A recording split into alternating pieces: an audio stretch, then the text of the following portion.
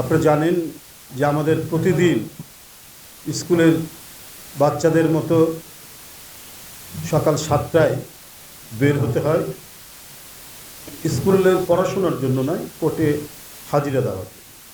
স্কুলের বাচ্চারা স্কুলে যায়, কিন্তু আমাদেরকে যেতে হয় হাজিরা দেওয়ার জন্য। এটা যে কখন শেষ হবে তার কোনো ইয়াত্তা নেই।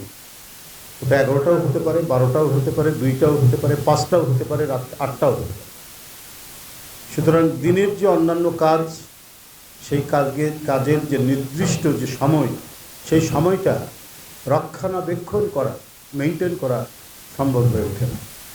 তারপরেও আমি আন্তরিকভাবে দুঃখ প্রকাশ করছি। আপনাদেরকে 12:30টায় সময় দিয়েছিলাম, বেশ সময় গড়িয়ে গেছে, এই জন্য আমি দুঃখিত। বন্ধুরা, আমি 2-4টি কথা বলে আজকের যে মূল বিষয় সেটি আপনাদের সামনে উপস্থাপন করব।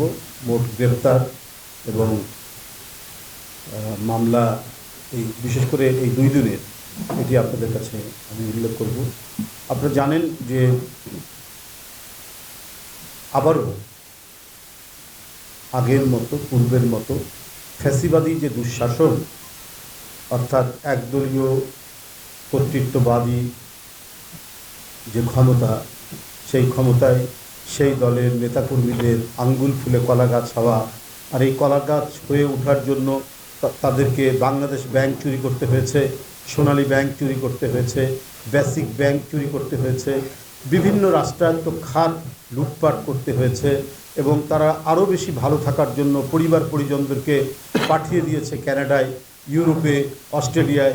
তারা সেখানে সবাই যারা যারা টাকা পাচার করেছেন, অধিকাংশই ক্ষমতাসীনদের লোক, তারা নিজেরা মিলে সমিতির মাধ্যমে সবচাইতে অভিজাত যে সমস্ত এলাকা, কানাডা এবং অস্ট্রেলিয়ার সিডনি, এসব জায়গায় তারা তাদের এক একটা মহল্লা তৈরি করেছেন, যেটাকে বেগম পাড়া বলছে।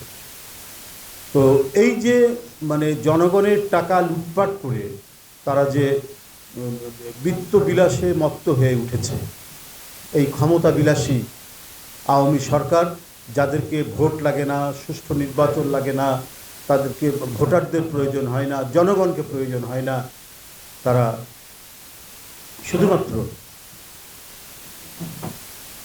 ওদের ক্ষমতায় থাকতে হবে।